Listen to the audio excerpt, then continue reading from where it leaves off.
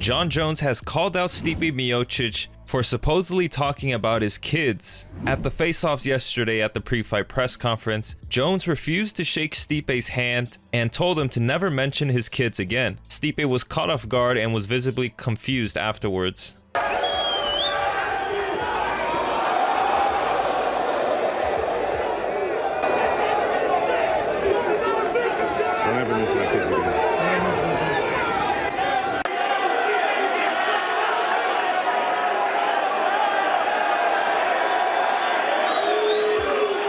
Jones said at the presser that he tried to be respectful with Stipe, but feels that Stipe has now attacked his family and his relationship with his kids. I feel like Stipe has this, everyone likes first responders, and I actually respect men and women in the armed forces and law enforcement, things like that. And so I made it a point to try to be very respectful to him. And there's been two scenarios now. First scenario, he said, my kids will never look at me like I'm an asshole.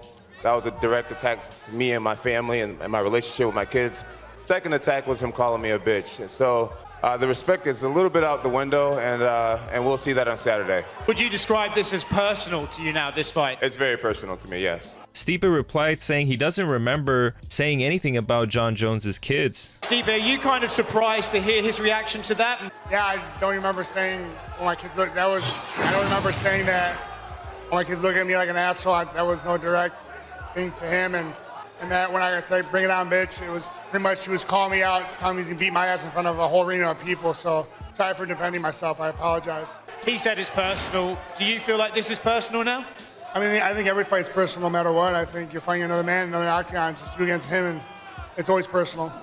So fans did some digging and found the interview that Jones was referring to from a podcast that Stipe did from over 6 months ago. Stipe was asked on the Jackson podcast if he feels that he gets the credit he deserves from the UFC. And here's what Stipe said. Do you feel that you get the credit from the UFC? Do you feel like they give you the respect you deserve? I mean, of course, the more the better. I guess you get paid more, but that's my problem. Is maybe if I talk a little bit more shit and a little more crazy, but that's not how I am. I got more shit to worry about. I work a full-time fireman. I got 2 kids.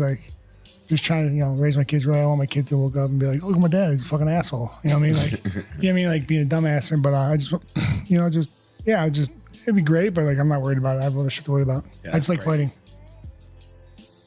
Dana White has confirmed that the winner of Jones versus Miocic will fight Tom Aspinall. Do you want to see the winner fight Tom? The winner should absolutely fight Tom.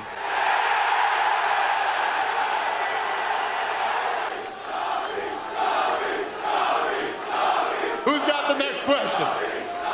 Knock it off. Dana White has shut down any talks of Alex Pereira fighting Jon Jones. Dana's confident that Jones would accept the fight with Tom Aspinall if he doesn't retire. That is classic Jon Jones right there. Classic Jon Jones. Jon will do what he does on Saturday. If he wins, like I said, he'll disappear for a while, and then that, the competitive spirit will start bubbling up again, and then money will talk. And if he doesn't decide to retire, he absolutely, positively fights Aspinall. Not Pereira.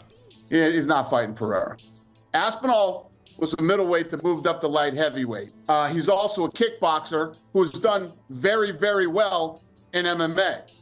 His wrestling isn't even near the level of Jon Jones, and Jon Jones is way bigger than him. If Jon Jones wants to fight again after Saturday night, he will fight Tom Aspinall. UFC 309 will be the first event to bring back the old UFC gloves. Dana White confirmed that he made the decision to bring back the old gloves permanently from now on. Dana explained that the whole purpose of the new gloves were to stop eye pokes from happening, but they failed to do that. So after feedback from fighters saying they hated the new gloves, Dana made the call to bring back the original gloves. No, it's the old gloves. Okay. You're not going to see gold, blue, red, or anything anymore. It's all gone.